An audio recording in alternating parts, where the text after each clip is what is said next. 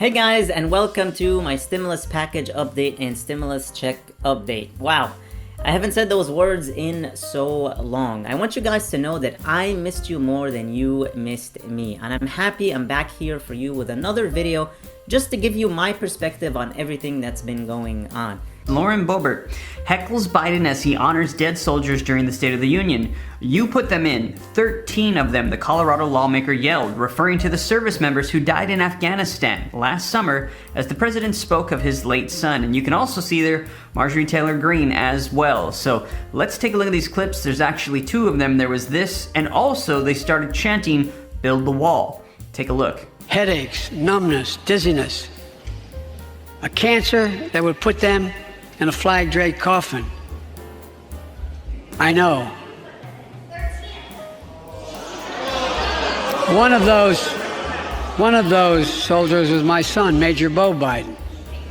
I don't know for sure if the burn pit that he lived near, that his hooch was near, in Iraq and earlier than that in Kosovo, is the cause of his brain cancer, the disease of so many other troops. But I am committed to find out everything we can. In order to advance liberty and justice, we need to secure our border and fix the immigration system.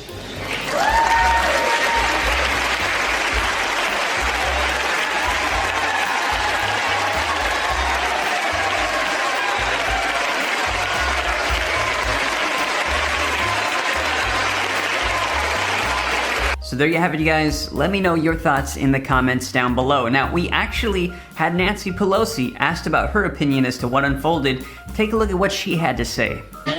Yes. Speaker, on the last question, on the State of the Union, we did see numerous outbursts from Representatives Boebert and Green during President Biden's speech. As I'm sure you probably remember, when Congressman Joe Wilson yelled "You lie" at President Obama in 2009, the House actually passed a resolution of disapproval on that. We haven't heard any talk about that now, but I'm wondering just what is your reaction to those outbursts? Should any action be taken? And what does it say about this?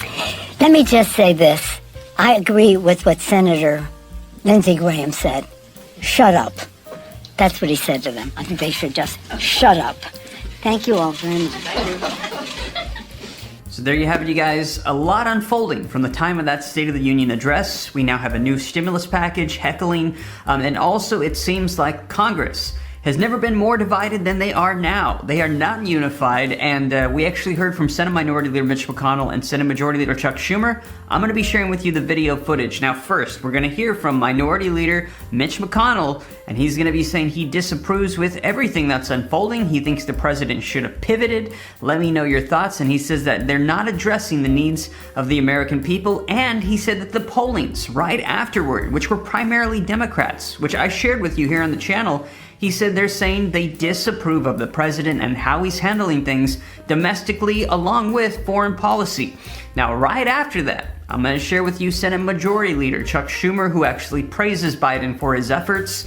And he says there's three main things that the president did really well in that speech. He said supporting Ukraine. Also, he said combating the pandemic and also putting together a new plan to lower costs. And I'm just going to be sharing with you the ones focused on economic news. But let's go ahead and start off with Senate Minority Leader Mitch McConnell. The Republican leader.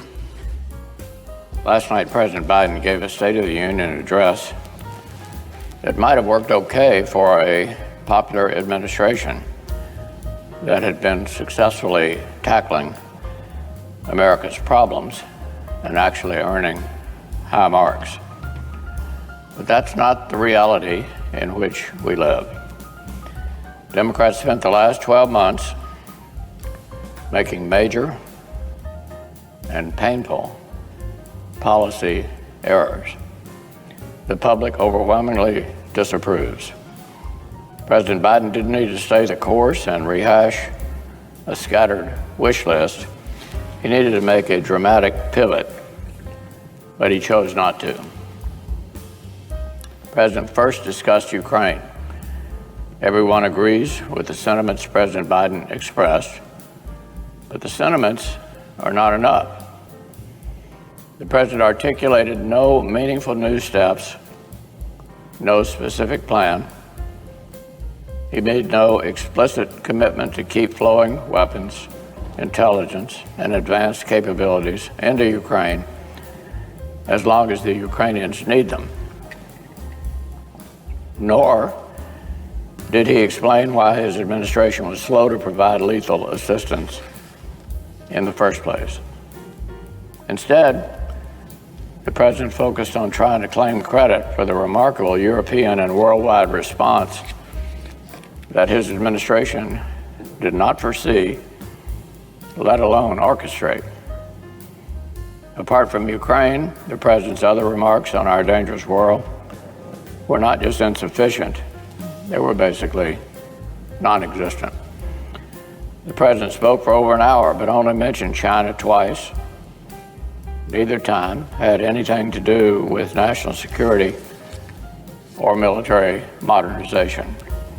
The president only mentioned Iran one time, and it was literally by accident. Zero mentions of North Korea, zero mentions of the botched Afghanistan retreat the administration originally boasted was a, quote, success, end quote. Our 13 service members who lost their lives are completely unmentioned until Governor Reynolds took the microphone. And zero mentions of rebuilding the defense budget that President Biden actually tried to cut last year. Meanwhile, the president's speech tried to skate by the serious kitchen table concerns that are actually keeping families up at night. The president talked about Made in America, but keeps fighting against energy independence. Democrats want us to buy American, but not American oil and gas. On President Biden's watch, we've set a new record for importing Russian oil, and we're begging OPEC to produce even more. And his energy vision is to dump huge subsidies into supply chains that are dominated by China, borrowing from our grandkids to build back Beijing. The president tried yet again to revive the zombie spending plans, which a bipartisan majority of senators have already killed and buried because they would make inflation even worse. He tried to brag about fancy technology on our southern border as if we hadn't just seen a new record for illegal crossings on his watch. The president's address was not responsive to the country's concerns. He needed to pivot, but he didn't. CNN conducted an instant poll. As you might expect, it oversampled Democrats. Even so, the percentage who gave the president's speech high marks was the lowest they'd seen in 15 years. Now, Iowa's hugely successful Governor Kim Reynolds offered the clearest possible contrast. She spoke for the working families who are suffering under Democrat policies. She outlined a common sense Republican vision of stability at home, strength abroad, law and order in our streets, and sanity in our public schools. November is just months away. If President Biden does not correct course sharply and quickly, the American people may correct the course for him. So there you have it, you guys. Now, let's hear the opposing side and let me know your thoughts. Senate Majority Leader Chuck Schumer. Last night, before a joint session of Congress, President Biden made the case to the nation and to the world that in the face of immense challenges, the United States remains strong and steady to meet the tests of our time. In an hour-long speech delivered before a chamber that was much fuller than last year, President Biden demonstrated yet again the kind of leader he has been for all his life. Optimistic, unifying, decent, and honest about where we are today and where we must go. I applaud President Biden for laying out a bold, strong, and comprehensive vision that will resonate with the vast majority of Americans. In particular, I was glad the president focused on three important things. First, he united the parties in supporting Ukraine and against Putin. Second, he showed how under Democratic leadership, America has turned the corner on COVID. And third, he confronted the urgency of lowering costs for the American families, something our caucus has been focusing on. Second, I was also glad President Biden showed how the country under Democratic leadership is turning the corner in the fight against COVID-19. By passing legislation last year to fund vaccines, expand testing, and support our healthcare workers, we are beating this disease. And what the President said last night was absolutely correct. We cannot have COVID control our lives anymore. But neither can we let our guard down. Right now, as cases are dropping across the board, Congress must pass more funding for vaccines, testing, and therapeutics. And we have to assure that our doctors and nurses and healthcare workers are prepared in case another variant comes this way, so that we can stay as close to normal, so we can stay as close to normal as possible, even if another variant arrives. We have to have an ample supply of vaccines, of therapeutics, of testing ahead of time. We cannot wait. Some of our Republican colleagues seem to be saying, oh, we don't need this now. We do need it now. While we still have the chance, if Congress waits until another variant arrives, it'll be too late. So let me say that again. Even as cases drop across the board, we cannot be complacent against COVID. Congress must pass more COVID funding now so we can be ready. Finally, I'm glad that President Biden zeroed in on cutting costs for American families. A year into the president's first year, the economy is surging and creating an unprecedented number of jobs. But people are struggling because costs are also going up. Your wages are going up, but if the costs keep going up, it eats up those wage increases. Now, why are costs up? Costs are up because of supply chains disruptions stemming from COVID and pent-up demand as people during COVID didn't buy a lot of things. All the while, Americans watch incredulously as some of our largest corporations are raising prices despite growing profits. In some cases, executives are seeing lavish pay increases, and in the end, Americans are footing the bill.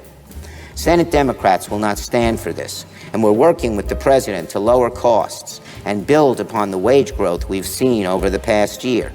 We're laser focused on reducing America's costs, from lowering the cost of insulin so no one pays more than $35 a month, to lowering the cost of all prescription drugs, to lowering the cost of meat at the grocery store, to fixing our ocean shipping lines so the bottlenecks don't raise their costs. Shipping costs have gone way up, as the president mentioned. And you know what else we could do to lower costs? We can innovate. Congress should continue working to finalize our bipartisan, bicameral jobs and supply chains bill so we can boost American manufacturing, solve our chip crisis, and make our country less dependent on foreign tech companies. In short, despite everything the world faces, President Biden reminded supporters and critics alike why the American people entrusted him with the presidency. He didn't shy away from our challenges, but rather advanced an optimistic and unifying plan for how to meet the moment. Senate Democrats will continue working with the president to move our country forward on lowering costs, on addressing COVID, and in defending our democracy in this hour of peril. I thank the president for his leadership. Let us continue in our work. I yield the floor. Alright guys, this is all I have for you in this video. Thank you so much for tuning in. I really missed you. Hopefully I'll see you here again very, very soon. And I'd love to hear your thoughts and opinions on everything we talked about here in the comments below. Thank you so much for watching. I really, really appreciate you all. Please hit the like button on the video, share this video with your friends and family, and subscribe if you haven't already, and click that notifications bell to be notified that whenever I publish new videos for you. Please stay safe, stay healthy, and I'll see you in the next video.